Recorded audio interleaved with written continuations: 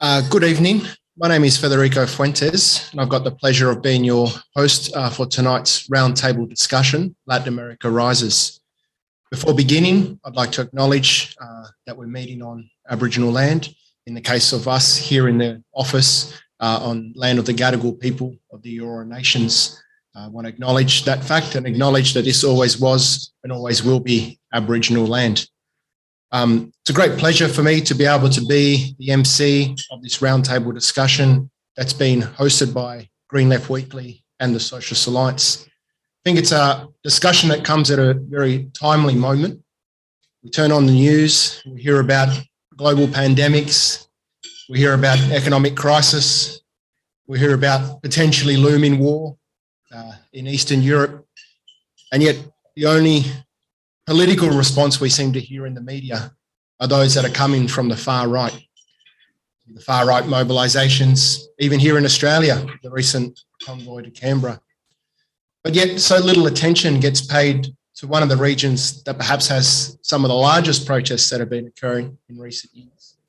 Precisely the reason that don't cover those is because it's been left-wing, people's powered movements that have been driving those protests. Talking here about protests in Colombia, in Chile, in Argentina, in Brazil, in Bolivia, and many of the other struggles that we'll hope to be hearing about more as part of tonight's forum. Very glad to be able to announce that we have 4 panelists as part of our roundtable, a roundtable that will be live streaming via Zoom, also via the Green Left YouTube channel and the Green Left Facebook page. So please, if you're watching on one of those social media channels, feel free to share those videos, to give us a like, to comment in there, to pass your questions through there. Any of you watching online are more than welcome to submit your questions, whether that be in the comment sections on the social media or on the Zoom chat. As part of our panel tonight, I want to introduce them one by one. We have here next to me in the office, Ben Radford. Ben Radford has been covering events in Peru and Honduras for Green Left Weekly, where he's been running a series of articles providing analysis and updates of what have been occurring in those 2 countries. So we're very grateful to be able to count on him as part of the panel. And online, as part of our Zoom discussion, we have Paula Sanchez, a long-time Chile solidarity activist, involved with the Latin America Social Forum, also a unionist, member of the Nurses and Midwives Federation, and candidate in the upcoming federal elections for the Socialist Alliance. We have Juana Maldonaldo as well, the president of the Association for Human Rights in Bolivia, who will be able to provide us with some great insights into what's been happening in that country. And we also have Ian Ellis-Jones, who's for a long time been following events in Cuba and is the author of Cuba, Revolution Under Attack, a book that people can read online, download online at Resistance Books. So we're very happy to have those 4 speakers to join us as part of this discussion. Of course, it's impossible to cover every country or have a speaker from every country, but we hope to be able to answer questions, delve into discussions, look at the commonalities and differences of what are occurring around in these different parts of Latin America, and see what lessons and hopefully as well inspirations that we can draw from what's occurring there. But I suppose for those who maybe haven't been following closely exactly what's been going on, the protest movements there, the victories that have been occurring for left political forces in the region, we wanted to kick off the discussion with just a short video produced by Pablo Navarrete. Some of you may know him. He's been here to Australia, where we've shown as Green Left a number of his documentaries on Colombia, on Venezuela. He's prepared a short 4-minute video looking at how the left is winning in Latin America for UK alternative media outlet, The Canary. And we hope that that can provide, at least for those of you who may not have been following everything that's been occurring in the region, just an initial outlook, and then from there broach into the discussion.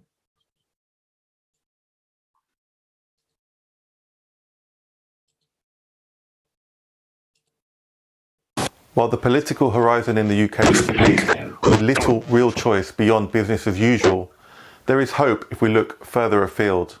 In Latin America, 2021 saw presidential election victories for progressive candidates in Peru, Honduras and Chile. This has come on top of a wave of recent advances in the region that have reinvigorated those fighting for a better world internationally. Latin America is showing us that the right can be defeated and is providing us with much needed hope and inspiration. In Bolivia, a November 2019 US and UK-backed coup that overthrew left-wing President Evo Morales was overturned in less than a year. Relentless grassroots mobilizations against the coup were key to its eventual defeat. People hit the streets even in the face of brutal repression by the security forces of the far-right Jeanine Áñez coup regime that ousted Morales. Áñez was forced to offer new elections, and Luis Arce, a key minister for most of Morales' presidency, won a landslide victory and became president in November 2020. Bolivia is now making great strides to recover from the economic and social devastation caused by the coup regime. In the UK, it's only the non-stop protesting and campaigning by the Kill the Bill movement over the last 10 months that has seen some of the worst aspects of the draconian police bill put on hold for now. Whether it's in Bolivia or the UK, people protesting on the streets can make a massive difference to overcoming the forces of reaction. In Chile, defeating the right and the violent imposition of neoliberal economics associated with them is taking much longer, but some key recent wins have excited many around the world. Left-winger Gabriel Boric, a 35-year-old former student leader and member of parliament, trounced José Antonio Cast, a far-right politician and open admirer of former dictator Augusto Pinochet, in December's presidential election runoff. Let's not forget how friendly Margaret Thatcher was with Pinochet, whose brutal regime oversaw the murder and disappearance of more than 3,000 people, while hundreds of thousands were imprisoned, tortured and exiled. Boric takes office in March, and alongside an important process to replace Pinochet's constitution with a new progressive one, his election has given hope that a new Chile lies on the horizon. It was mass street protests that began in late 2019 that provided the spark that has energized those fighting the right in the country. Neoliberalism was born in Chile and it will die in Chile has been a rallying cry of protesters. Mass street protests against repressive right-wing governments in Brazil and Colombia could also mean that the left in these countries win crucial presidential elections set for later this year. These victories would be a massive blow to the US, which continues to support coups against the left and prop up blood-soaked right-wing governments in the region. The UK plays a similar, if less influential role. So if we want to help progressive governments in Latin America, we should do everything we can to hold our own government to account for their support of right-wing forces and anti-democratic practices in the region. While Latin American countries have very different histories and circumstances to the UK, the biggest thing we can learn from the victory of people's movements there is not to give up and to keep fighting. Popular protests and uprisings have proven to be key in weakening the right and contributing to their defeat at the ballot box. Of course, Washington won't give up in trying to make sure that a politics for the many doesn't take hold in Latin America. But if people there can resist and fight in the face of brutal repression and then win, this should give us the courage and inspiration to do the same here. As Chile's left-wing poet Pablo Neruda, who died in mysterious circumstances shortly after the September 11th, 1973 coup, once wrote, "You can cut all the flowers, but you cannot keep spring from coming."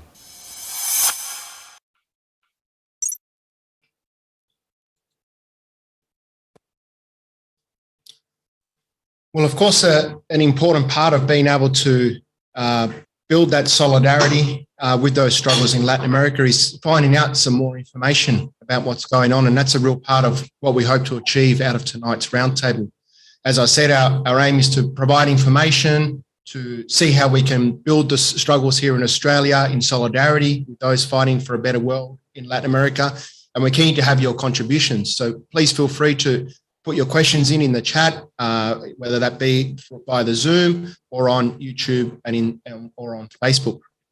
In the meantime, we've prepared a few questions here with some of the speakers to try to, I guess, provide a bit of extra information to those that have been given in that short 4-minute introductory film. And I want to start with Ben, who's here in the office where we're meeting, who, really not, might sound like an exaggeration, but I think it isn't. Has essentially been providing unparalleled coverage of struggles in Peru and Honduras when it comes to the Australian media, because these are two countries that never even get to register in the Australian media landscape.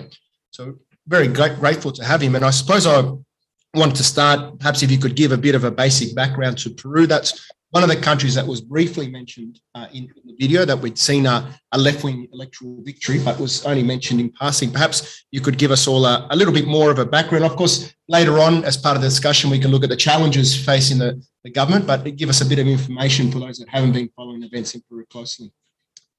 Thanks, Brett, and hello to everyone here in person and online. I'm just going to give a bit of an outline, I guess, of the recent left victory in Peru.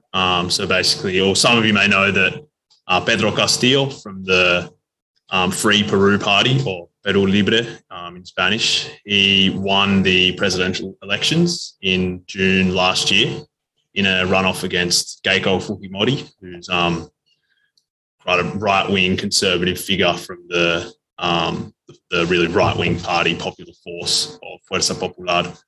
And so he won the runoff despite these sort of ongoing smear campaigns by the sort of corporate-controlled media. It's a similar situation in Peru and a lot of Latin America to Australia with the Murdoch media, the Murdoch press, that they obviously did everything in their power to discredit him and fuel fear and racism. So basically he overcame that. He won the elections despite this sort of concerted effort to stop him from getting to power. So he came to prominence in 2017 when he led, because he's a high school teacher and he was a union leader who led these widespread strikes, teachers' strikes for better pay and better conditions. And particularly his story is also that he's from Cajamarca, which is one of the poorest regions in northern Peru. He's from a rural peasant background, and so he's talked about that part of that experience is what radicalized him and what moved him towards first working in unions and then into his sort of political campaign for Perú Libre. And the platform that he ran on was based around, a lot of it was central to it was the drafting of a new constitution through a constituent assembly made up of different political parties and workers' reps, popular organisations, and it was to basically draft a new constitution to get rid of the old one that was brought in by Alberto Fujimori, who was a really right-wing president of Peru in the 90s, who was basically responsible for entrenching neoliberalism in the country and was responsible. He's now in jail for corruption and crimes against humanity. Obviously that was a really dark sort of period in Peru's history. So for a lot of Peruvians, this represented, this was something that they wanted because it would represent a break from this, constitution that was essentially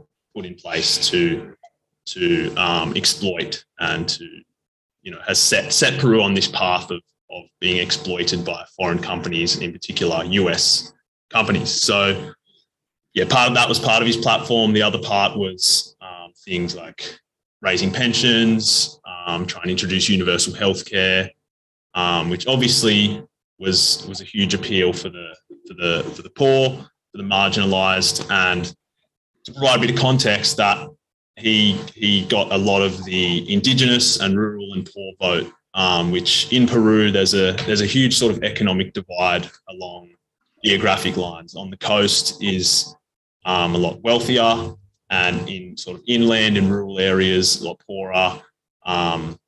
You've got campesinos, you've got a higher Indigenous population who for years and decades have been basically overlooked. And so in this election campaign, he received a really high level of the Indigenous and poor vote.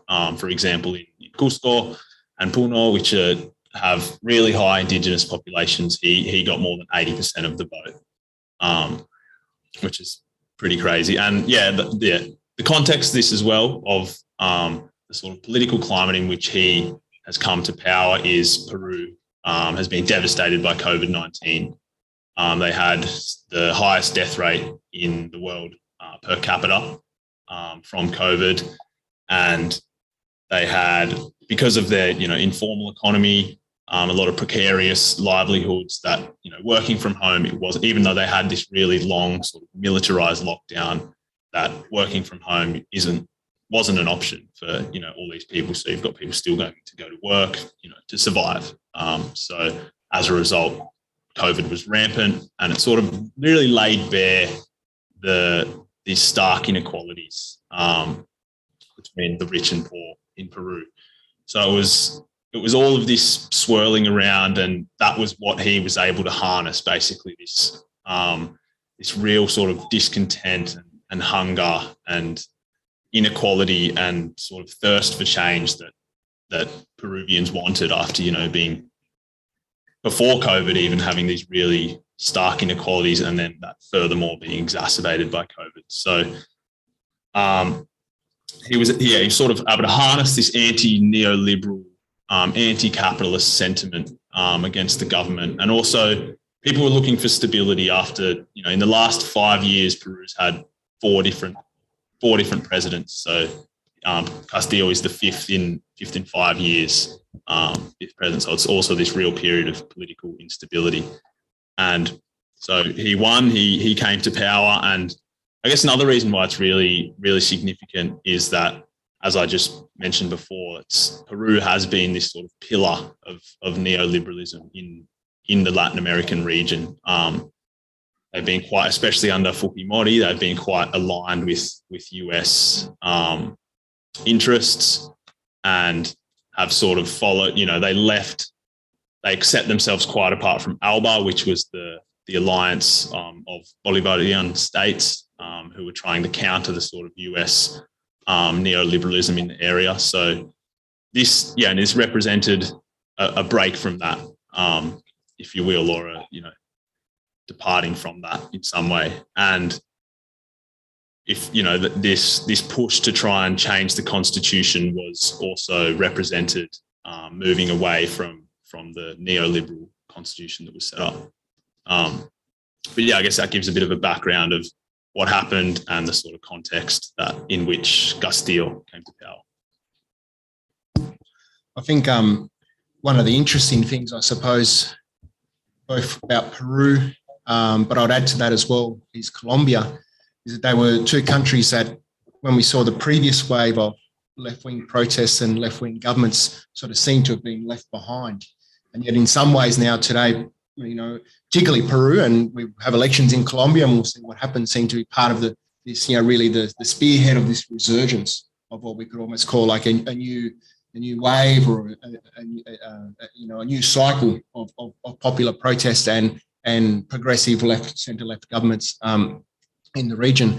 Despite that difference of not having that recent history, there are many similarities. I think you mentioned Fujimori, both father and daughter. Father in jail, daughter whose main campaign promise was to basically free the father from jail if she was to be elected. So we see how these obscure, very reactionary right-wing forces, desperate to cling on to power. But despite that, we saw Castillo able to win. And importantly, as you mentioned, a key point of his program that he ran on was the new constitution, which I think it's a nice thread to then look at Honduras as well, because of course the issue of a new constitution has been both a very pertinent issue in the recent election campaign, but even the background to how it was that the left has been able to return to power in Honduras. So perhaps again, Honduras, I think maybe even didn't get a mention in the video, or if it did, it was very briefly, but you could just give us also a bit of a background on what's happened there. Yeah.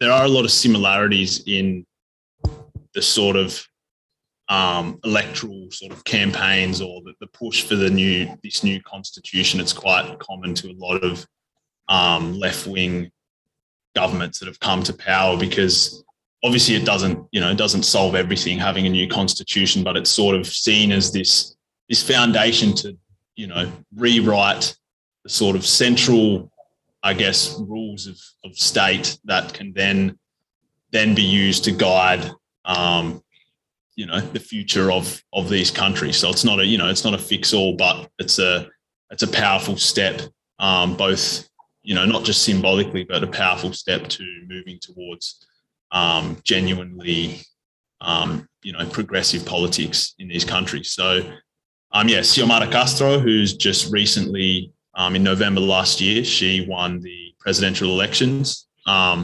against the right-wing National Party of Honduras. And this was a really significant win because she won with 51% of the vote, which is makes her the most voted for candidate in Honduras' history.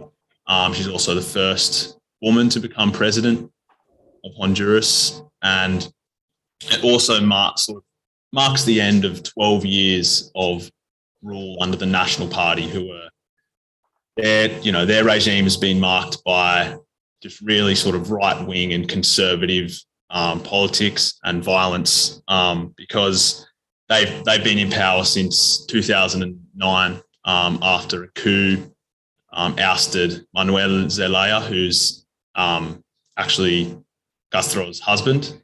So he was ousted in 2009 by a coup that was backed by the US. And so he was ousted because he basically shifted leftwards in his politics and was trying to introduce these reforms. Even though they weren't super radical, they were quite moderate, slight increases to wages and pensions. But that was enough for the elite within Honduras and the military, with the support of the US, to get rid of him. And so as a result, we've had the main thing that was the sort of trigger to then stage the coup against him was Zelaya was proposing a non-binding referendum to rewrite the constitution. So that was sort of the final trigger that then he was captured at gunpoint and taken out of the country by the military with the help of the US. And then since then, the government that was sort of installed and legitimized by the US, they embarked on this program of neoliberal policy. So they slashed workers' rights, slashed wages. They really militarized the country with the help of the US. They provided millions in military aid and funding to this government, to this coup government, who then, as a result, sort of cracked down or heavily repressed any resistance to this regime. And they also withdrew from ALBA. So it sort of, represented this break from the left-wing alliance between the governments that was forming. And the person who was being president for most of the time was Juan Orlando Hernandez, who's part of the National Party, who's now facing, ironically enough, even though he was supported by the US for most of his time in power, he's now facing drug trafficking charges, and the US is trying to extradite him over there to try him for that. And so Castro's party ran on quite a similar platform, you would say, to Castillo a year ago, where they were again proposing a new constitution drafted by a constituent assembly, so workers' reps, political parties, and openly advocating for women's rights and taxes on income, and withdrawing concessions to mining companies, changing the abortion laws in the country, which is quite significant considering at the moment in Honduras abortion is illegal in all circumstances, and access to the morning after pill, for example, is completely illegal. So accessing safe contraception is essentially nearly impossible in Honduras. So it was quite a progressive platform. And I guess to also give a bit of background to Libre, which is the party that Castro is leading, they were founded in 2012. as the electoral arm of the National Front of Popular Resistance. And the National Front was essentially formed straight after the coup in 2009 as this coalition of workers' movements, indigenous groups, campesinos, and all sort of united in this opposition to the coup. And it's actually the biggest mobilisation. It had over 100,000 members at its peak. So it was this huge mobilisation that led massive demonstrations against the coup government years after. And so Libre has its roots in this because it was founded by the National Front. So a lot of the people that are part of Libre now were part of that National Front, that National Front of Resistance against the coup government. And as a result, a lot of Libre members have faced a lot of violence at the hands of the government. They were either killed or disappeared. Between the period, or there was a year period from 2016 to 2017 where more than 10 Libre candidates or family members were killed by the government in Honduras. So it's, it goes to show that over the last decade, for more than a decade, any resistance to the government has basically been met by violence at the hands of the military or the police. And so I guess why it's really significant now that we've got Castro in power is, it doesn't necessarily spell the end of the violence and the inequality and the poverty that has been rife in Honduras, but it definitely presents an opportunity for change, for people to demand change. And even in the last month, the Libre government has met with Indigenous groups and women's rights groups to basically receive their demands as the incoming government, which is something that hasn't happened for more than a decade under the National Party's rule. They obviously haven't been receptive to any sort of demands by other people. And it's also the first time that things like LGBTQI rights and women's rights have been on the agenda. That was a core part of the platform that Castro ran on, which has sort of just been missing from the government's policy or in any way. It's been the opposite. They've introduced stricter abortion laws. They've introduced, more conservative policies. And then now, so that, I guess that represents a departure from that. And it's also the first time since 2006 that Honduras has had a legitimately elected government. Even though there have been elections since the coup, they've been, surrounded by, there's been voter fraud, there's been basically the military preventing people from coming out to vote. The voter turnout in the first election following the coup was 40%. And basically the elections since then have been condemned as illegitimate by not just people within Honduras, but people around observers from around the world. This definitely represents a democratically elected left-wing government coming to power, which Honduras hasn't had for 12 years. I think we can already begin to see some of the common threads, what's been occurring in Peru, Honduras, what we saw in the film as well. And I think we see on the one hand, the struggles of popular movements to democratise society, in particular with a focus for a new constitution. And on the other side, the heavy repression, including and up to violent military coups that have been waged by the far right in order to stop those movements occurring. I think that brings us, it was a good window to bring Paula Sanchez into the discussion, an activist, as I mentioned, long-time Chilean solidarity activist who dates that activism back to Pinochet dictatorship that we saw on that video. So someone who experienced that dictatorship, forced to leave the country.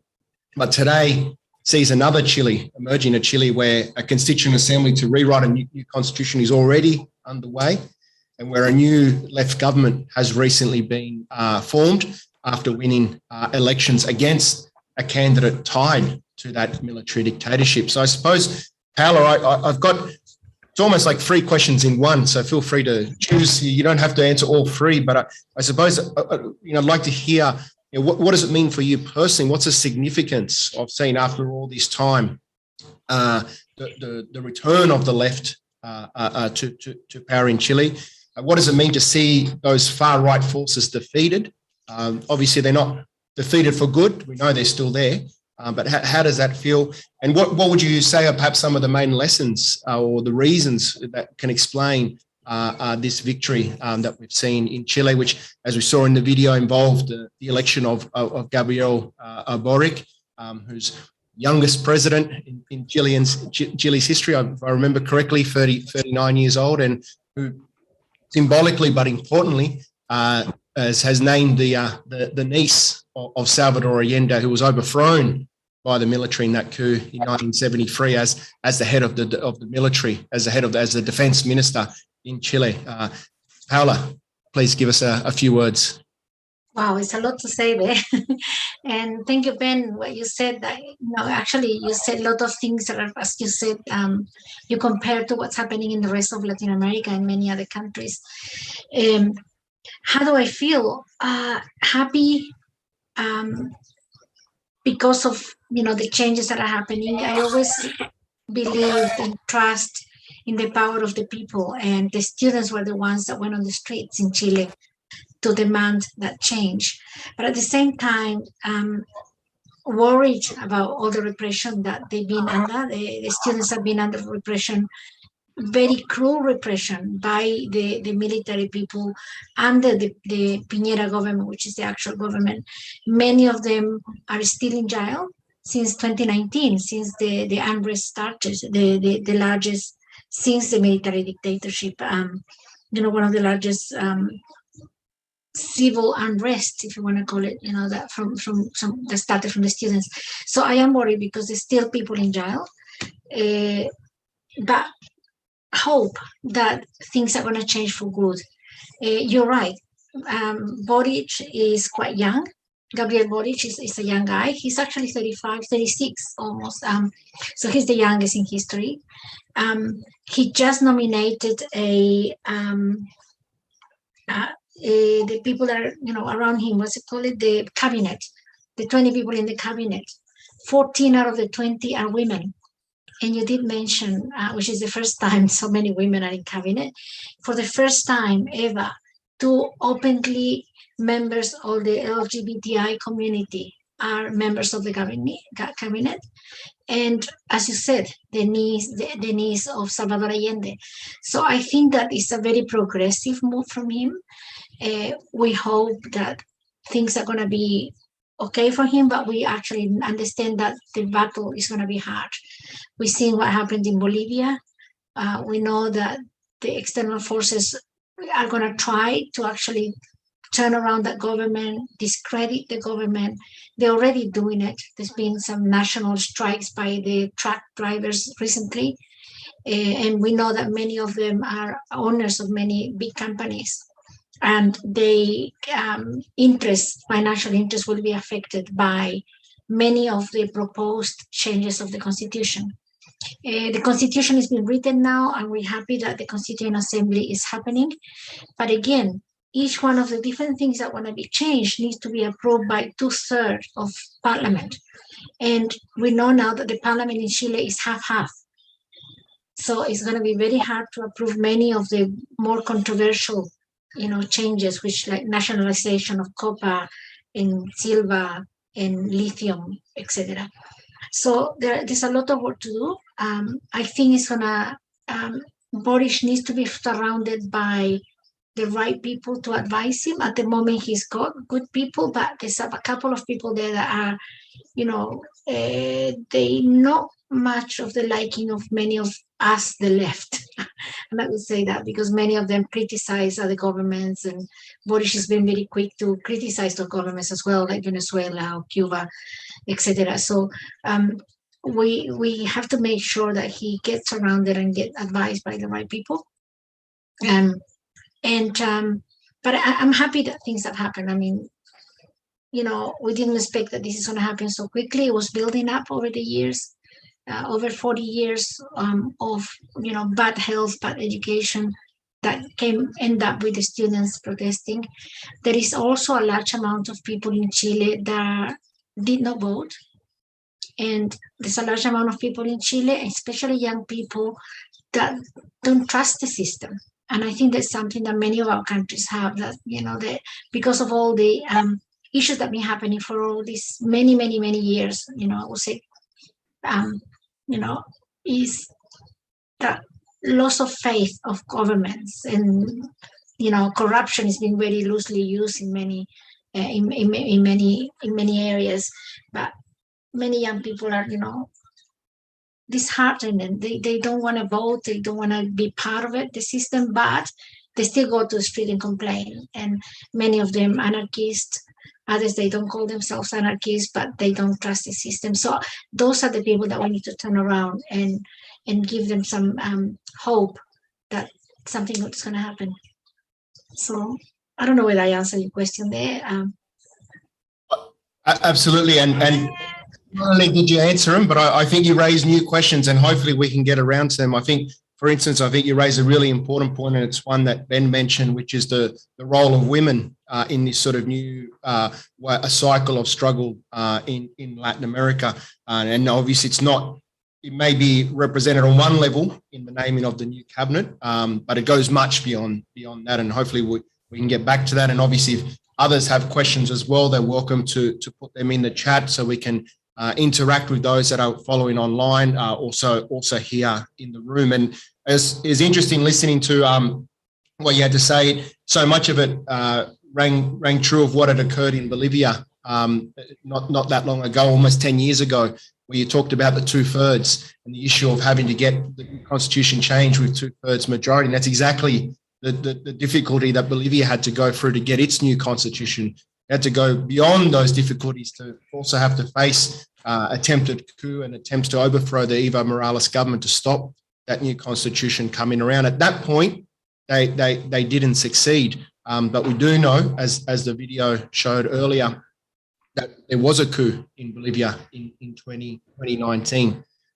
Thankfully, just a year later, we saw the left wing in Bolivia return to power. And I think I was recently talking to or interviewing a Brazilian socialist, and I think he made a very important point, and he said that if we want to trace the beginning of this new cycle of struggle in South America, in Latin America, we can almost pinpoint it to that resistance to the Bolivian coup. And the years prior to that, we had seen Jair Bolsonaro elected in Brazil. We had seen Mauricio Macri, another right-wing figure, elected in Argentina. We had seen what many had called basically the end of the popular struggles of the left in Latin America. But it was really that resistance to the coup and then the victory in Bolivia that has been that turning point in the region and had an impact not just in the region, but even here in Australia, because it was as a result of that coup that we had here in Australia, the Association for Human Rights in Bolivia formed. And that's why we're so glad to have Juana here. So I suppose I wanted to ask Juana, I wanted to, as with Paula, ask you the same question. How does it firstly personally feel to see, to have been part of that year of supporting that resistance, of the victory that occurred with the elections there? Obviously, the challenges that keep going ahead, but how does that personally feel? But also, what can we learn from that? What would you say perhaps are some of the lessons, or why was it that you were able to achieve what the Bolivian people were able to achieve? When you ask me how I feel proud of my people, that despite being massacred and incarcerated, tortured, disappeared, I'm getting emotional. They were still able to get out into the roads and highways and force Janine Áñez to call for new elections. So, and they were able to elect a new government, and they decided that mass, the movement towards socialism, is their government, is their party, and they were able to, to impose their right to elect whatever government they wish. And this in Bolivia, mainly the ones who went out and put their neck under the guillotine were the indigenous people, the poorest people, the most disadvantaged and marginalized. And the people who were trying to, and with Evo Morales, they were trying to change their lives, and they had enormous advances in terms of economic growth, in terms of education, infrastructure. Bolivia's been like a referent in Latin America, and that makes me feel proud and makes me feel also happy that here we Bolivians, we are not that many, but when we saw that the brutality and the violence towards the indigenous people, it made us so angry that we decided to form this association as a way of, from here trying to help or put a little grain of help to our compatriots in Bolivia. And Federico and Paula were part of our protests and our effort to, send the message to our people in Bolivia that they were not alone, that Bolivians around the world were there with them, and in a small way trying to force the government, the Janine government, the coup regime, to call for elections, and they did, and so it's something that is like an inspiration to the rest of Latin America, that it is possible to for the peoples, it is possible to defeat the right-wing forces. It is possible to unite and to fight for a better life.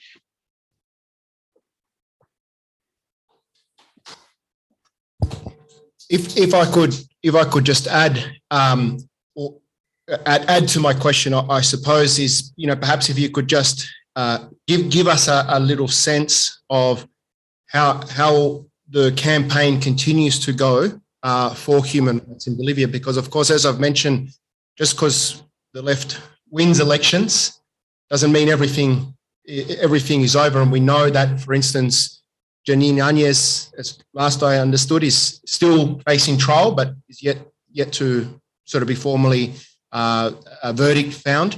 Could you just give us a little update, if you have some information for those that are listening, of the ongoing campaign for human rights? At this moment, our association is quite involved in bringing justice to those people who been massacred, who were tortured and incarcerated. Unfortunately, our justice, it's not the laws or the norms that govern our judicial system. It is the operators of this system that are corrupt and mercenary, and who identify themselves with the opposition. The judges and the magistrates of the justice system are from the middle class, and they do favor the right-wing opposition. And they are the same judges and magistrates that are operating now. They operated during Janine Áñez and put people in jail without due process. So we are asking justice from these people, and of course it's not happening. It's being delayed, and just like a week ago or a few days ago, Janine Janine Áñez was supposed to start, his trial was supposed to start, but they postponed it because apparently under the technicality that she's supposed to be present, not through video. And because of that, they postponed the trial.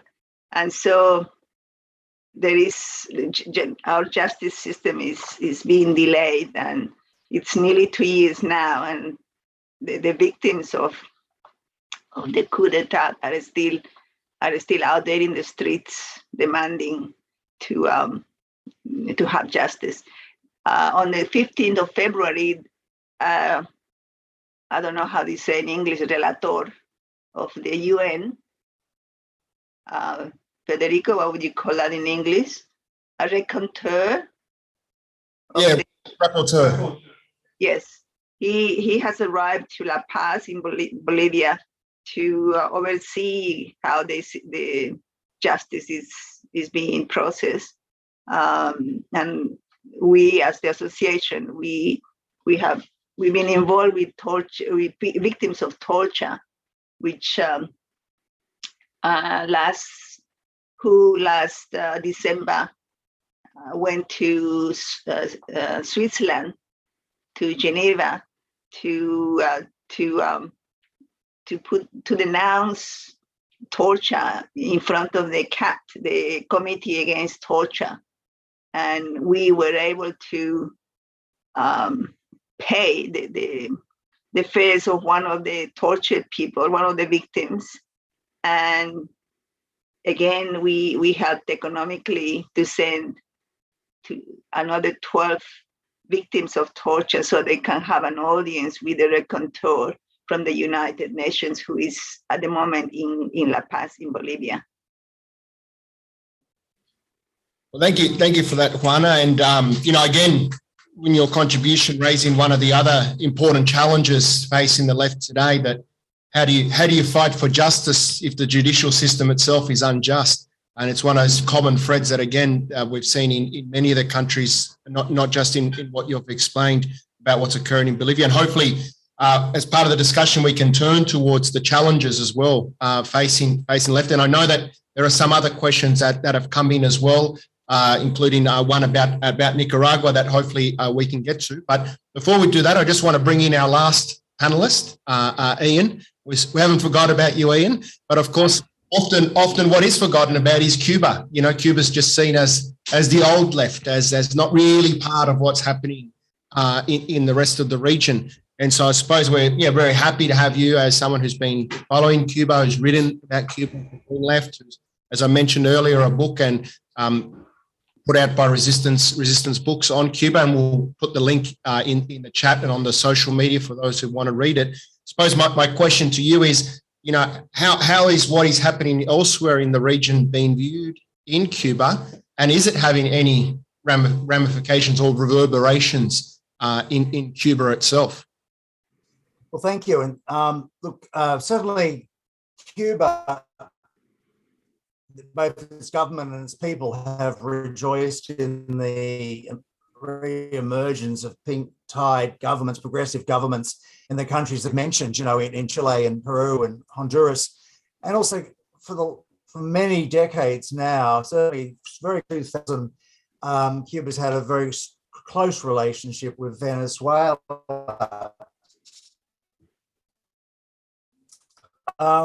Cuba is, yes, old school, old socialism since the first day of January 1959, so it's been quite a while. Cuba continues to be a close partner, regional partner and facilitator of progressive causes in relation to health and education throughout Latin America and the Caribbean. And it does so with often much opposition from the US. I mean, everyone's familiar with the embargo, the blockade. It's I'm not referring to the blockade of Cuba in October 1962 with the Cuban Missile Crisis, but a combination of 5 or 6 acts of US Congress, which effectively place a trade, financial and commercial embargo on Cuba. And some of its laws even operate extraterritorially, so that the US is able to punish other nations that choose to engage with Cuba or have relationships with Cuba. And for example, any bank that deals in Cuba, that does his business in Cuba, can be punished by the US. But look, getting back to your question, in terms of how Cuba views the situation, Cuba has been working closely with the new pink-tide governments. It's been quite critical of two countries that have been mentioned, one more so than the other, Colombia and Brazil. In terms of Colombia, it's worth noting that the US has provided some $15 million in the last 20 years to the Colombian government, most of which has gone to its brutal security forces, which have been quite repressive. And just the last month, Cuba has been openly critical of Colombia for failing to adhere to the guarantees of human rights that are set out in the final peace agreement that was entered into signed in Havana in 2016. Now, despite that, Cuba's main interaction with other Latin American and Caribbean countries in recent times has been through its medical diplomacy, its medical internationalism. Cuba has developed itself, with its own scientific and medical laboratories, 5 anti-COVID vaccines. And for example, just in the last 2 years, over 20 million of those have gone to Venezuela and other countries that we've talked about, and even to Brazil, which is a country that at presently doesn't admire its government. But unlike some countries, for example, the United States, it's very selective in those countries that it helps in terms of health and medicine. Cuba has openly helped countries, any country in need, countries that are often neglected by the US and Big Pharma. The main hindrance to Cuba's operations is the blockade itself, which has been crippling. I mean, we must not paint an overly undue picture of life in Cuba today. There are immense shortages of food and fuel and medicine, almost entirely due to the embargo. And this has caused a fair bit of discontent amongst some of its people. And America is working overtime through the National Endowment for Democracy and various other organizations to try to convince Cubans, particularly young Cubans, well-informed Cubans, that the real blockade is internal within Cuba and not external, which is not the truth at all. And the blockade also affects Cuba's ability to help other nations in terms of its access to finance, to banking, and so forth. So it's a very awkward situation. But look, in terms of, say, COVID, for example, although Cuba's been badly affected by COVID, it's been like 5 times more successful than the United States in dealing with COVID. And per capita, its statistics, its mortalities, and its number of COVID cases are much, much less. How do ordinary people feel about life outside Cuba? I suppose it's mixed. The people I've spoken to, and when I was over there, some of them are solely concerned with just surviving in face of the cruel, illegal blockade. We've got to remember it's been going now for over 60 years. A trade embargo commenced in October 1960, but the all-out financial, economic, and commercial embargo commenced on February 3, not long ago, February 3, 1962. So 60 years have gone on where there's been this stranglehold. And for example, when I was there a couple of years ago in Cuba, there was only one card in my wallet that I was able to use in ATMs over there, and that was the Commonwealth Bank MasterCard. No other cards worked, and I couldn't guarantee that the Commonwealth Bank card would work today, because any bank that has any relationship with Cuba risks being punished by the United States. And so they're very, very nervous about operating there. It is a dreadful thing. But I'll just mention a couple of other countries as well. Recently, there's been in Costa Rica a special forum of ministers of the environment of Latin America and the Caribbean, and Cuba has been active in that organization for over 40 years, seeking to give effect to United Nations Sustainable Development Goals. Cuba is an active member of the Association of Caribbean States and has provided a lot of assistance in recent times, intergovernmental assistance to Honduras. Other assistance that Cuba's given in recent times, there was an earthquake recently in Haiti. That poor country, it's one disaster after another. But Cuba has provided a lot of medical and hospital assistance to that country in recent times. I could go on about other issues, but that's perhaps enough for the moment. There may be some questions, but that's the big issue. The miracle about Cuba really is that in face of sustained opposition, sustained stranglehold from America for over 60 years, it has survived and at times flourished. And no other country that I could think of could manage to do that. So that's one of the reasons why I admire it so very much. Thank you.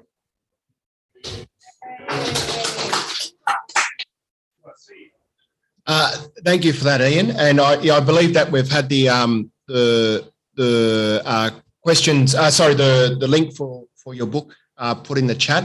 That allows us to go the first round of questions where we've been able to hear from all of the speakers. I think all of them have raised different interesting points. As I've mentioned, we see some of the common threads, but also the differences of what's occurring in the region.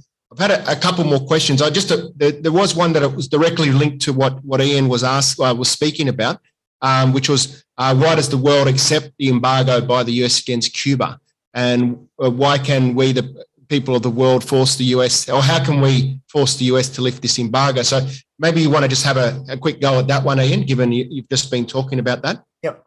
Look, it's very interesting. I mean, the extraterritorial effect of the embargo legislation, that where America can punish banks, financial institutions, any company trading with or having any business dealings in or with Cuba, is quite unlawful. As a former lawyer, I can tell you that that sort of legislation wouldn't stand up in court, but America has been very bully-like in it. Interestingly, Australia, despite its present conservative government, we don't have a lot of trade and business with Cuba, but we do have trade and interaction with Cuba. And America hasn't punished us. It doesn't seem to want to punish its allies, but it has punished some countries such as Germany and others. Now, it is true that there are countries that are standing up to the embargo and just refusing to be intimidated by it and are trading with Cuba, investing in Cuba, having business dealings with Cuba. Many European countries, the EU Assembly has condemned year after year, as has the United Nations General Assembly for the last 25 years, condemned the embargo. Last year, there was only 2 countries that supported the US, who voted in favor of the embargo at the United Nations General Assembly. The United States itself, and surprise, surprise, Israel. Now, what can countries do? They can continue to pressure their governments to ignore the embargo, ignore the risk of penalties and punishments and sanctions that may be imposed upon them, and continue to trade with Cuba, invest with Cuba, deal with Cuba. The EU, most of its countries are doing that, and so is Australia, and so is Canada particularly. Whatever America does, Canada does the opposite. And Canada has a very healthy relationship with Cuba. One of the great things you can do, look, 30 to 50% of Cuba's income comes from tourism. And tourism was hit hard during COVID. And during that time, Trump imposed 243 additional sanctions on Cuba, crippling, even during COVID, even denying medical supplies and syringes and needles necessary to inject the population with anti-COVID vaccine. Cruel beyond belief. And Biden promised to get rid of all that, and he hasn't got rid of any of it and imposed additional sanctions of his own. So I think it's up to us to lobby governments and to lobby, write to ambassadors and members of parliament to insist that this change, get involved in organizations like the Australia-Cuba Friendship Society, which has done some wonderful things in getting a huge shipment of syringes and needles to Cuba just the past year, in defiance of the American embargo. Well, a lot of Americans say, Cuban Americans, what dictates the American embargo is the huge population of right-wing Cubans, particularly in Florida. And Biden wants to regain Florida. And in order to do that, he's sucking up to these ultra-reactionary Cuban Americans. And that's what's dictating US policy. Chinese Americans don't dictate America's policy on China. Russian Americans don't dictate America's policy towards Russia, but Cuban Americans do, at least those that are very right-wing and reactionary, because they can swing an election. But there's another issue as well for America.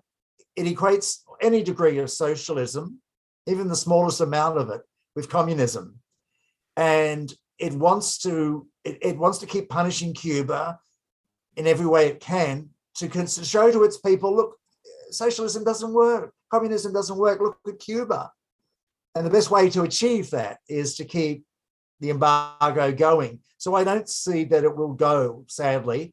But the thing that we can do, what Canada's doing and what Australia's done too in its own limited way, is just to maintain diplomatic relations with the country, ignore the embargo, call the America's bluff.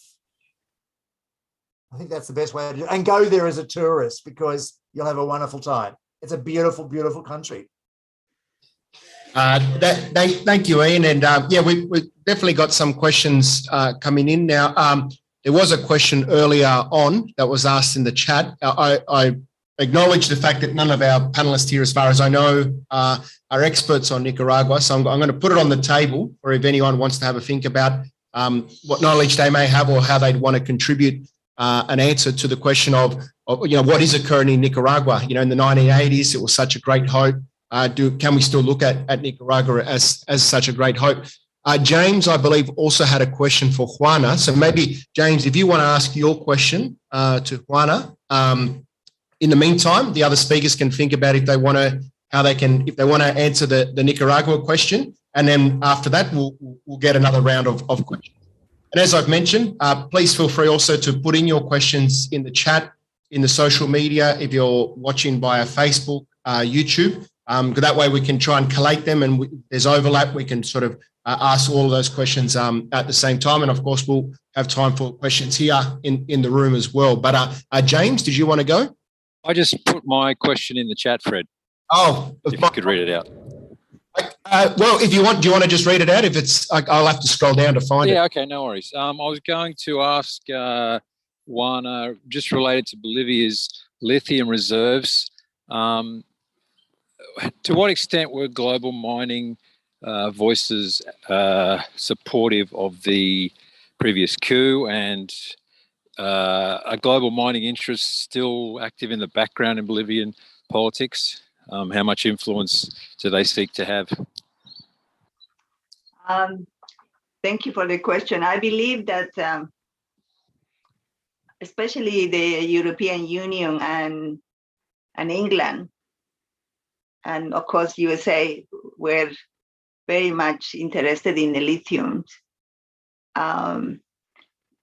Because of this competition with China, because Evo Morales was very, very close to China, USA was very worried that the lithium will be, will fall in the hands of China. And so Evo Morales especially believes that the coup, one of the reasons behind the coup d'etat in 2019 was the lithium. So it played a very important role in what happened in 2019, and is still playing a very important role now during the Luis Arce government.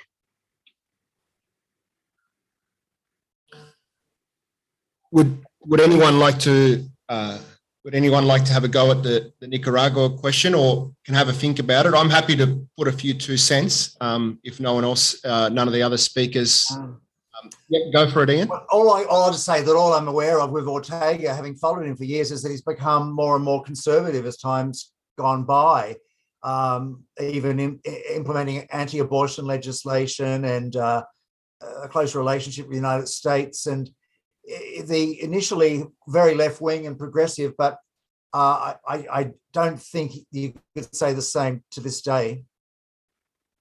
That's my bit. That's about all I know.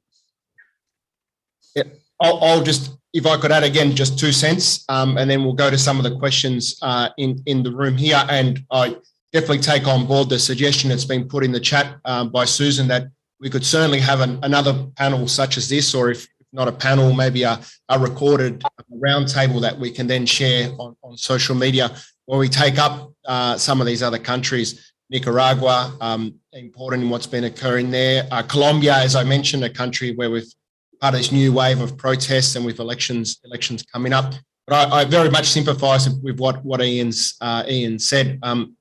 We have seen very much a conservatisation of the Sandinista party in Nicaragua, and what we've seen, which is not a challenge that only occurs in Nicaragua. It's one that all of the left forces have faced to one extent or another. But I think where we see the worst of possible outcomes for the left in that country is that real challenge of having converted yourself from a movement that's been able to get strong enough to get into power, how to realize that the objective was never simply to get power, but was to use that power to fundamentally change society.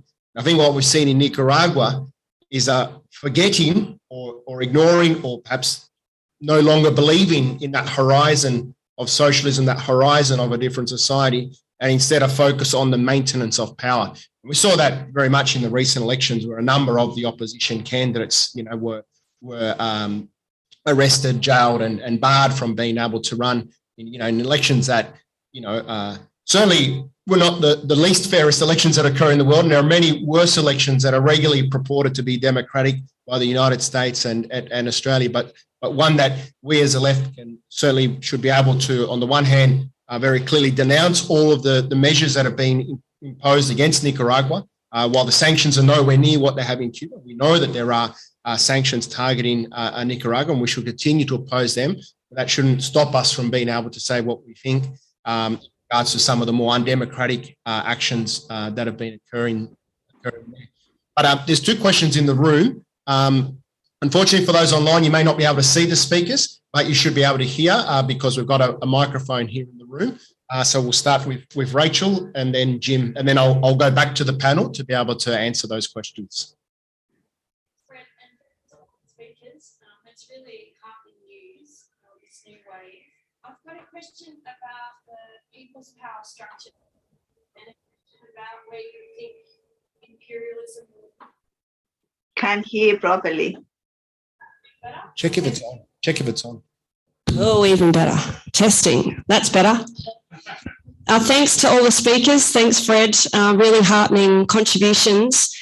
I wanted to ask about the people's power structures. So in Bolivia, it's a really developed and advanced people's power structure, and obviously Cuba. But Bolivia, it's the plurinational or confederalist Indigenous democracy model. And in Cuba, it's the people's power structures.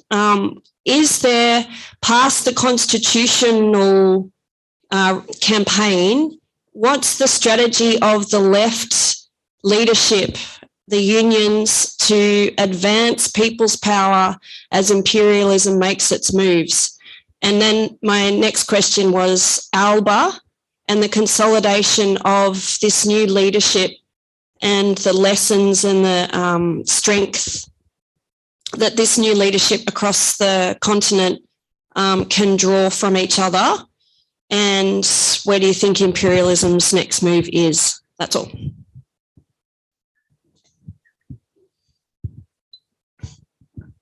And then we've just got a question from Jim as well. Okay, so one thing for me, because I feel like, Jim, can you move further from the mic? Because I think that's the problem. We cannot hear you that well. Too loud. Okay. wouldn't happen to me.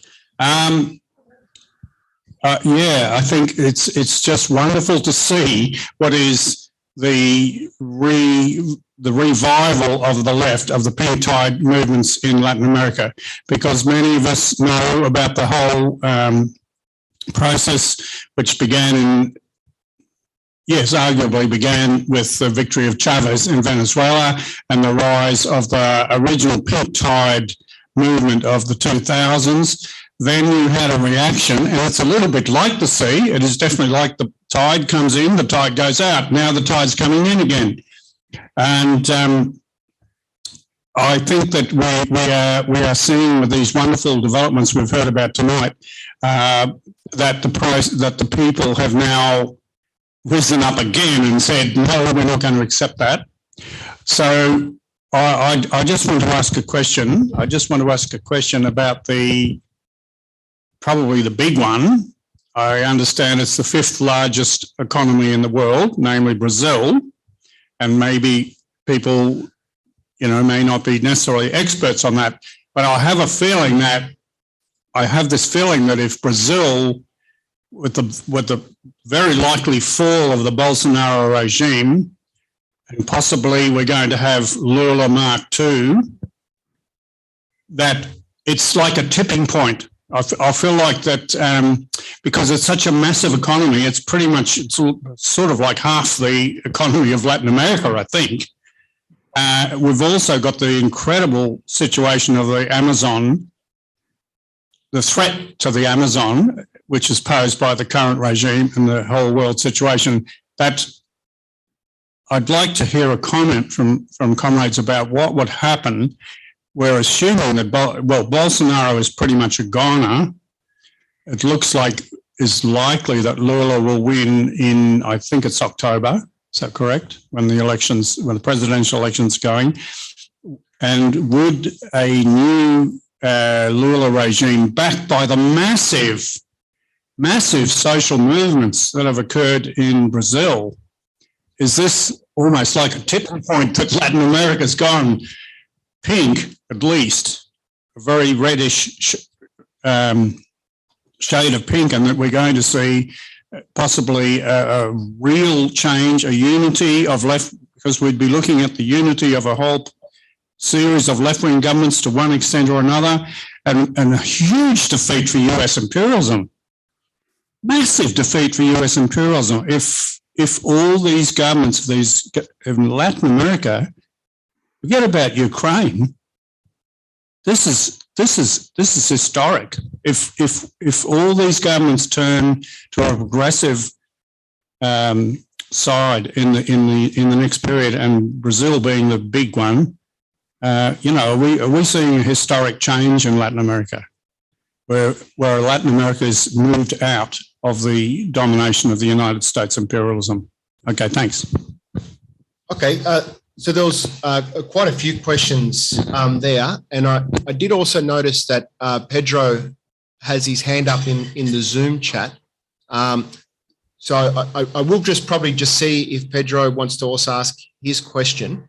Before I call on Pedro, just to let people know, obviously we may not be able to answer all the questions. We also don't have speakers here to address all the countries. What we do have, though, is we will be hosting another forum specifically on Brazil.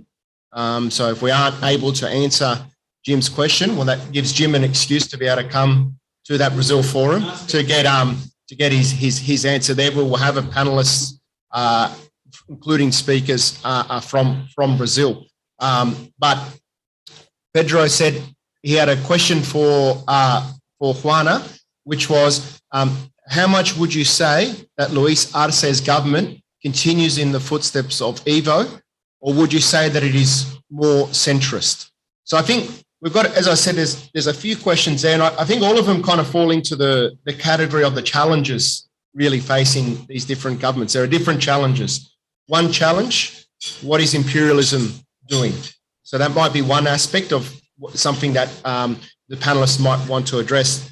The second one is this question of succession. How do you do that? We had Evo Morales in Bolivia. Today we have Luis Arce. Is it the same? Is it different? How to deal with that question of succession, saying it's been a perplexing question, a difficult question, brings in Cuba there as well, this question of succession of leadership. And then probably the fundamental one of how to build beyond just leadership, but popular power on the ground. I think that were kind of the three main questions that were asked, obviously with the specific one about Brazil. Again, also mentioned Mexico in the chat. Again, another big country where we could have another forum, and that's something for us to consider as well. But I'll throw that out, I suppose. I'm not sure, perhaps if we start in the room, if Ben's happy to do that. As I said, challenges facing these governments, the role of the US imperialism, succession, maybe not so much an issue in Peru where they've only just been there, but they obviously got the difficulties that we know of in Peru, and the question of building popular power.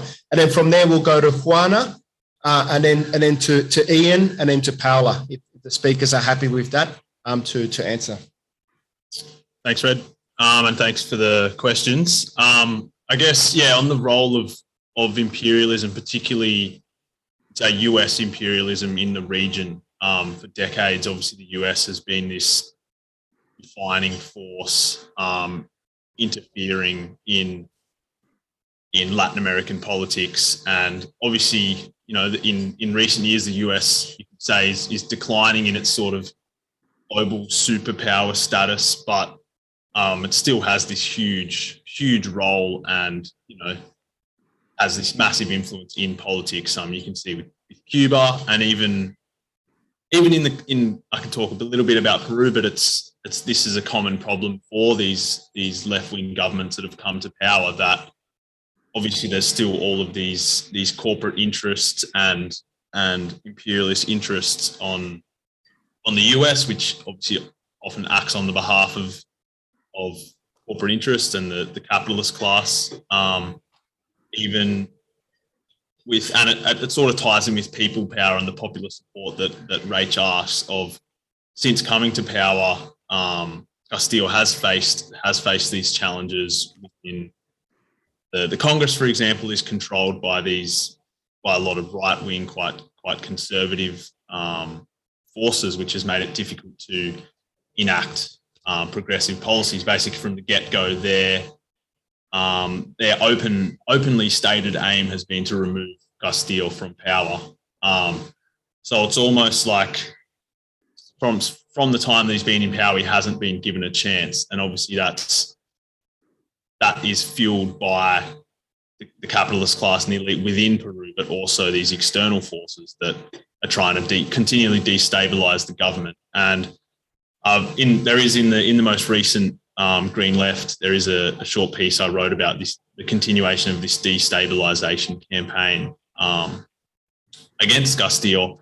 And I guess what it also highlights, coming back to Rachel's question, is how these governments, even though they've ridden the wave of this popular support and anti-capitalist sentiment getting to power, that it's translating that popular support into structural change, and how these governments can continue to have the popular support and popular will of the people.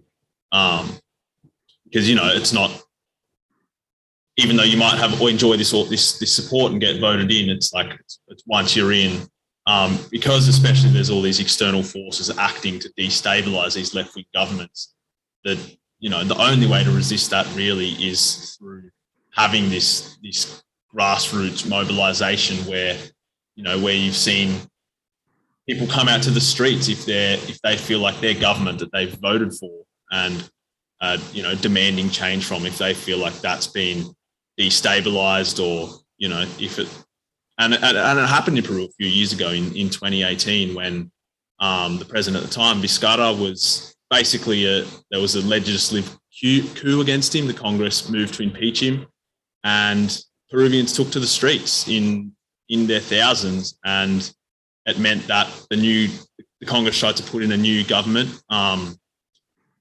Moreno, they put in a new president. He had to resign after a week because the popular will of the people prevailed. They basically said, no, this is a coup. They called it for what it was. So and then I guess also from an international perspective of us in Australia and around the world, especially in these quite, I guess, we're not necessarily facing this violent repression every day, and don't have the same level of, I guess, material poverty, that it's crucial that we show our international solidarity, like with the Cuba blockade, and really, showing our solidarity in these fights for democracy and for justice in these countries. Yeah, leave it at that. Juana, would you like to have a go? Yes. Answering your question, Pedro, I think it's hard to say how Luis Arce is, whether he's following on the footsteps of Evo Morales, because at the moment Bolivia is going through a transitional period of rebuilding the economy and managing the pandemic. So Luis Arce's hands are really full trying to recover the devastated economy that was left by the Áñez regime. And at the same time, the pandemic was totally out of control in Bolivia. So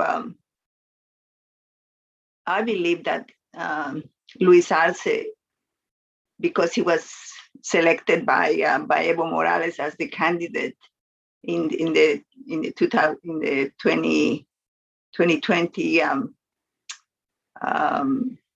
election, I think he does follow the same line as Evo Morales, but he was for the past 14 years the Minister of Economy and the author of the Bolivian economic miracle. So his forte is more in the economic sphere rather than in coming out and giving speeches against USA like Evo Morales used to do. So just because he doesn't do that, I believe that it doesn't mean that he's centrist. I think he's following Evo Morales' footsteps. Thank you. Go for it, Ian. Thank you, Fred. Look, I'll deal with the Brazil first. I've had a Jim is correct. The election is in October. It's October the 2nd, I looked up. So that's not far away. And it certainly does look like Bolsonaro's in trouble. Now, dealing with the people's democracy idea, that's a wonderful phrase that Rach used. Cuba is a socialist people's democracy. With its 3 spheres of government, there's input at every sphere, at every level, from the people, from the very lowest level with committees for the defense of the revolution in every neighborhood, and consultative bodies established under the 2019 constitution that ensure that there's input from the community at every level. Recently, for example, there's a new family code on exhibition. The Cuban government had hoped to legalize same-sex marriage back in 2018 when it was considering the draft constitution that became the 2019 constitution. But due to pressure from evangelical groups and the Catholic Church, the Cuban government backed down. Now it's decided that despite the opposition is going to go full speed ahead with it. And there is currently an amendment on exhibition for a new family code to replace the 1975 one. And it's been on exhibition since early February, and I think it closes exhibition at the end of April when the National Assembly, Cuba's unicameral parliament, will decide the matter. And it's highly likely that there will be a change in the law there. So that's just one example of that consultative approach. In terms of US imperialism that Ben particularly spoken about, We have to remember with Cuba that for most of the modern world, it was like a de facto American protectorate, particularly from 1900 when it had its constitution.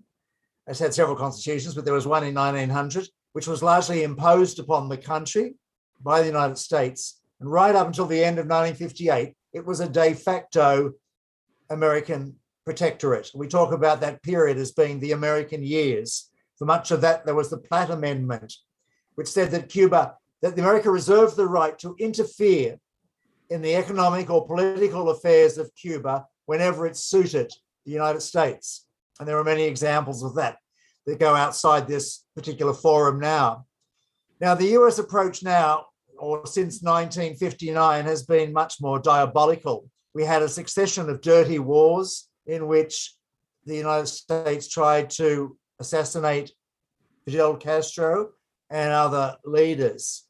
Poison darts, poison pens, poison in wetsuits, femme fatale, all sorts of, you wouldn't believe it, straight out of James Bond stuff. None of it was successful.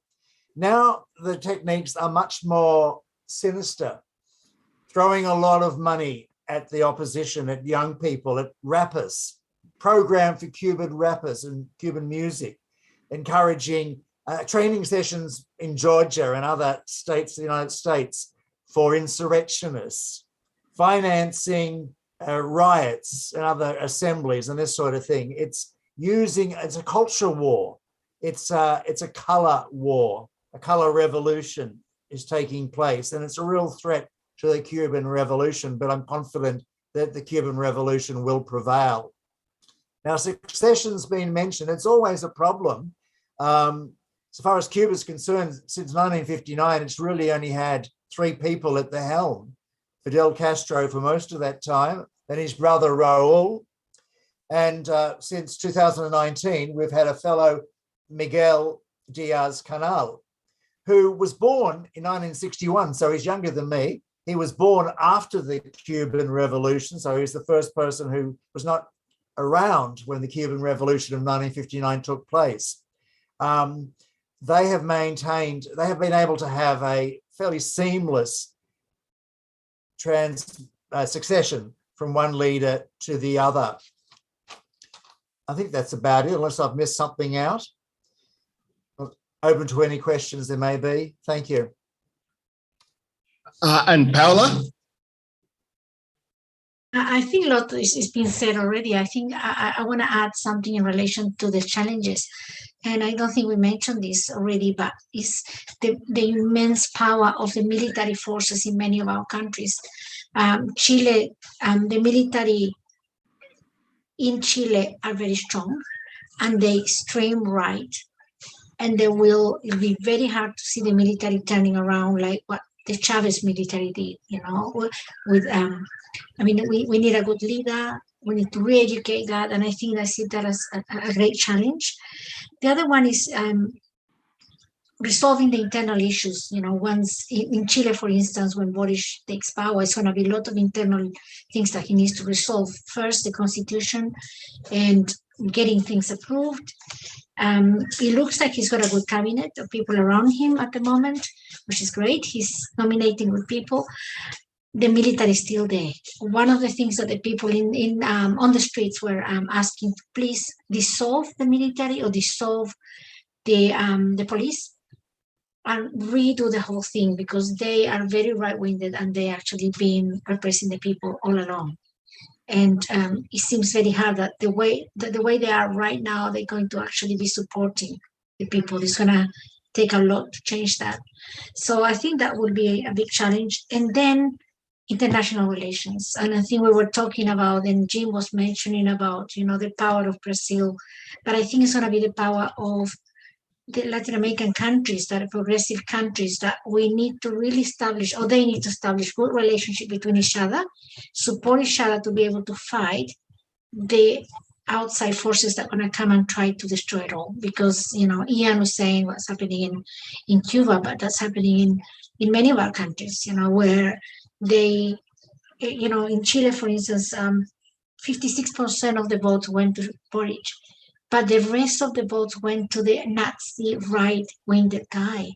So there are a lot of people that are very powerful, like financially powerful. They do have businesses, they own schools, they own the health sector, they own many companies. So they're not going to let go very easily. And they have very good, conversations with the United States, the CIA, etc. So those are the big challenges, and we need to unite, but it's a big challenge. Thank you. Yeah, I think again we see commonalities across all of these different struggles, particularly when it comes to the challenges. And I guess to trying to sum up the different points that were made there, we see the challenge of the old right that remains there, that continues to try to sabotage, to undermine, to fight outside the institutions, but also inside the institutions, as has been mentioned in Parliament, in the Constituent Assembly, trying to hold back those progressive changes. We have the issues or the problems of the old institutions, that just either don't work or were clearly set up never to work for the benefit of the people, whether that's the military, the judicial system. And we have the challenges of how to build new institutions, how to involve people beyond just protesting to actually involvement in everyday decision-making activity, which is something easier said than done. It's something that in peaks of struggle, of course, everyone wants to be involved. But once those peaks of struggle have gone, how do you maintain that level of mobilization? Knowing that for many people, they just want to go back to life as life.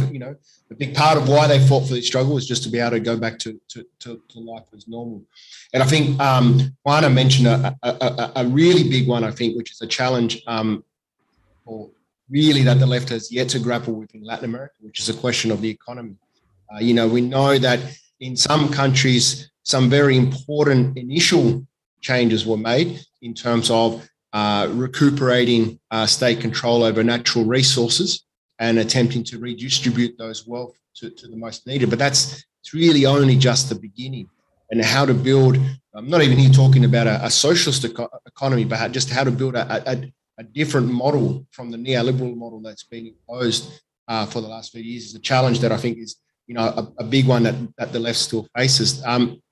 Now, I know obviously conscious of time, don't want to drag this out too long, and I certainly would want to hear from the speakers some final words, things that they feel might have been missed, and I have one specific question for them. But if anyone has a last question, now's probably the time to put them in the chat. I'll give the speakers a time to also just to gather their thoughts if they want to add anything, and just use this opportunity to just make a couple of quick announcements of upcoming events. Balmain Leichhardt Radical Tour, which will be happening on Sunday, March 20, being organised again by Green Left Weekly and Socialist Alliance. To save time, we'll put links in the chat so everyone can get those details.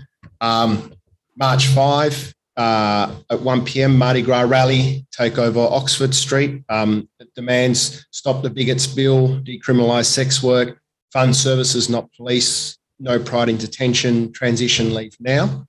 There's also a tour which is saying not just for the people here in Sydney, but around the other cities, because it's a whole list of tours of Worlds Collide, a Global Community Tour 2022, a cultural arts collective that is the tour is partly being supported by Green Left Weekly. So as I said, obviously I'm not going to list all the dates, so we'll try and get that information out to everyone.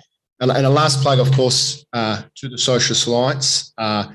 Those of you who aren't already members, to join, be part of these discussions, be part of our regular branch discussions where we discuss our activities. If you're not sure about joining the Socialist Alliance, certainly consider becoming a supporter of Green Left, where pretty much holds a unique role in Australian society in terms of being able to provide news about what's occurring in Latin America. I think even though we only produce as a small newspaper that only comes out once a week, and with limited pages, I'd be willing to bet that we still produce more news about Latin America than all of the Murdoch media and the Sydney Morning Herald and all the other ones are put together. So please consider becoming a supporter. As I said, obviously the speakers may have some final thoughts that they want to add, so I will open it up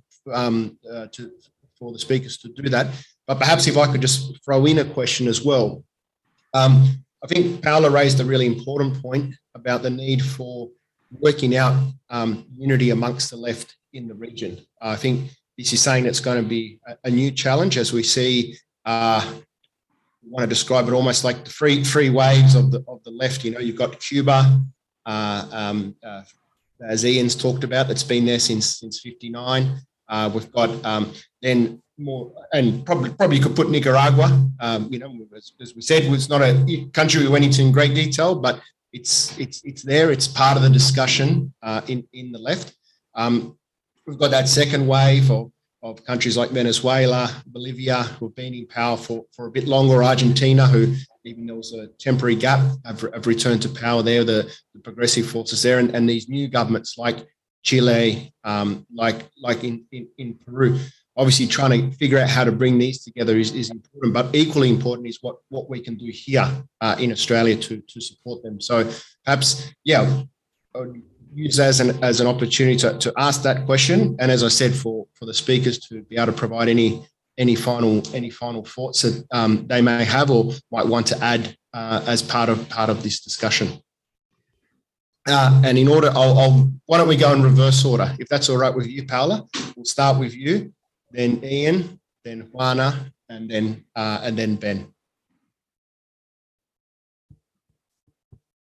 Go for it, Paula. Yeah, hi. I don't have a lot to say. I think we said a lot. I think the main thing is that, we need to continue to have this conversation, but also to be activists among ourselves and to support those countries through Green Left, through the news, but through activists, activism and doing activities and do things with our own communities and groups and support them in what we do for Latin America. Because as Jim mentioned, it's important. It's important because they setting an example for many other countries, and just have to say, el pueblo unido jamás será vencido. The people united will never be defeated. Yay. Ian, would you like to have a go?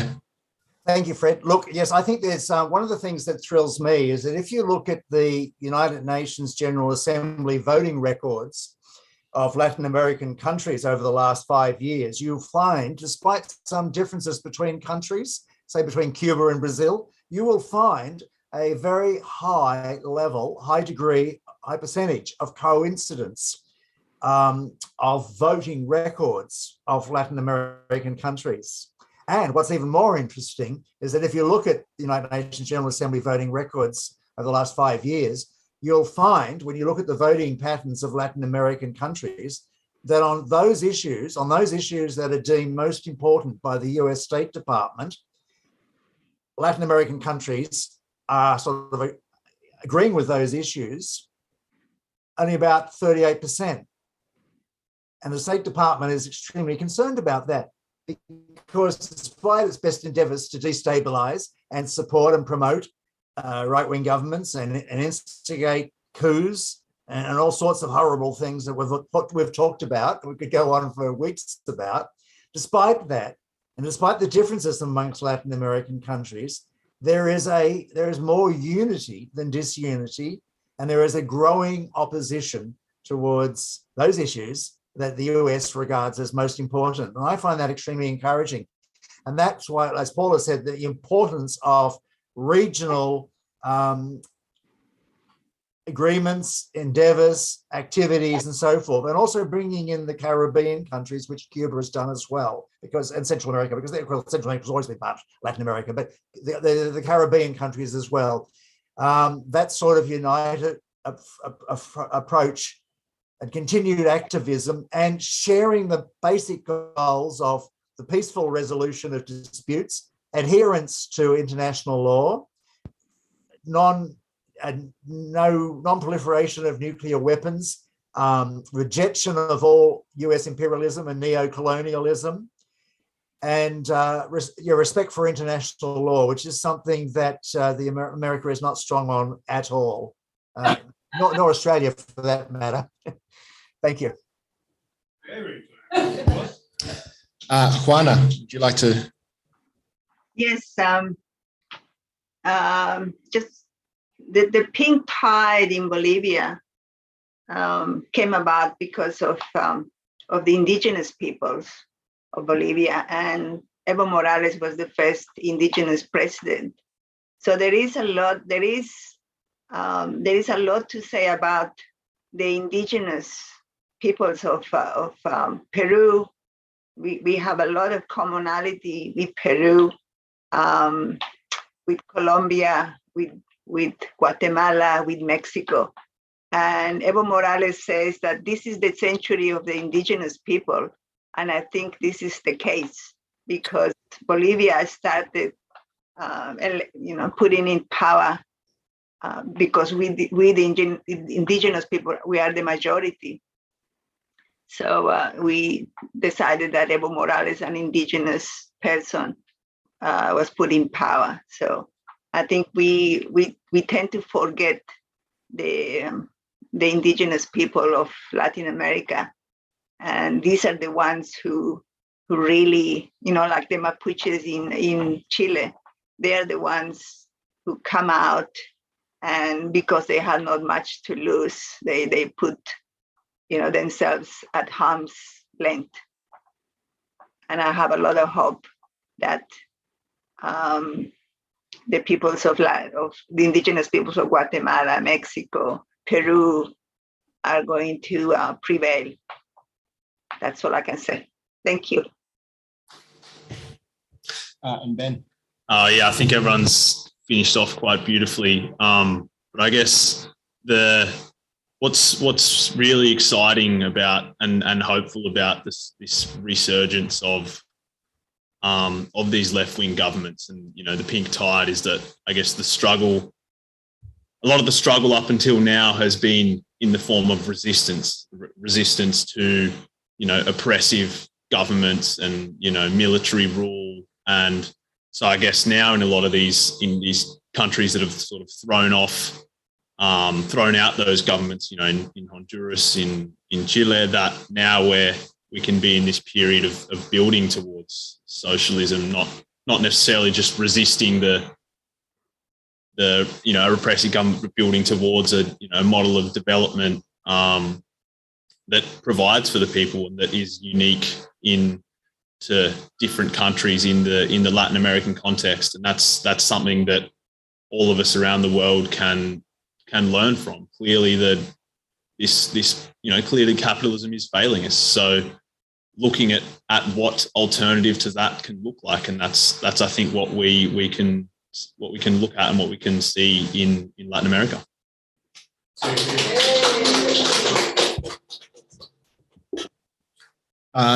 Thank you, Ben. Thank you, Juana. Thank you, Ian. Thank you, Paula.